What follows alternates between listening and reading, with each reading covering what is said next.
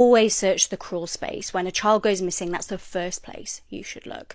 Whether you'll find them alive, though, is another question. It was the 19th of May, 1999 in Lima, Ohio. Nicholle Coppler was a beautiful 14-year-old girl. She had an amazing personality, she loved cheerleading, and she was obsessed with her cat, so I guess we had that in common. But all of a sudden, that particular day, she just seemed to disappear off the face of the earth. No warning, no signs, no clues, just gone. Her family were frantic, as you would imagine, pacing up and down thinking where the hell could she have gone and why. Then possibly the most terrifying news you could ever hear as a parent. Police were like, we've had a witness say that Nicholle was last seen at a man's house. And not just any man, no, this was a man with a very dark, disturbing history. This man was Glenn Fryer. And when police heard Nicholle had been around his house, they were like, oh my god, this is bad. Because they knew what he'd done. He'd previously been arrested for SAing a child, another young girl. Like, this wasn't looking good. Police went straight round to his house to search it, and it was like another gut punch to the family. Inside that house, they uncovered Nicholle's ID card and a hair clip with her hair in it. And not just that,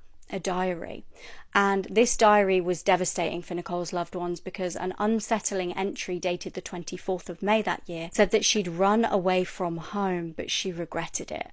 And she wanted to go back. But despite all of this evidence, Nicholle was still nowhere to be found. Now, infuriatingly, although you might think, okay, well, police have got the guy, obviously. Like, her belongings are there, she's missing.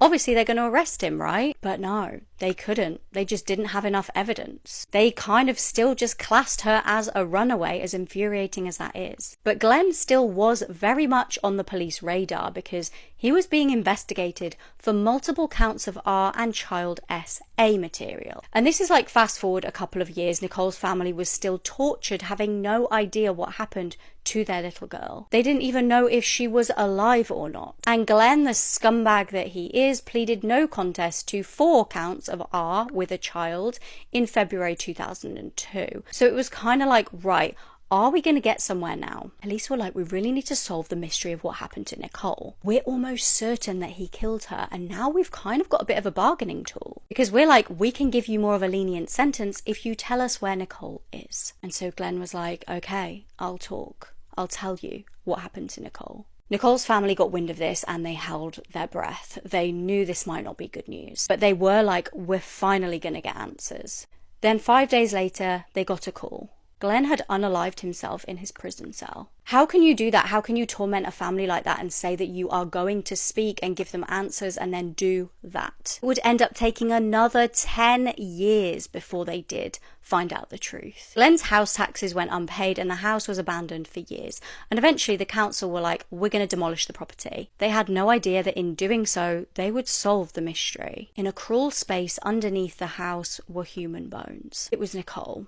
How long Nicholle had been buried underneath there is an agonizing question. But here's what really gets me. At least 2 other people lived in that house with Glenn when Nicholle vanished. You're really going to tell me you didn't know that he was holding a child against her will? And then murdered her? And then buried her underneath the house and you had no idea? It's one of those cases that absolutely infuriate me because I just feel like we aren't actually ever going to get justice. For more cases like this, I do post a brand new episode on my podcast, The Born Investigation, every single week.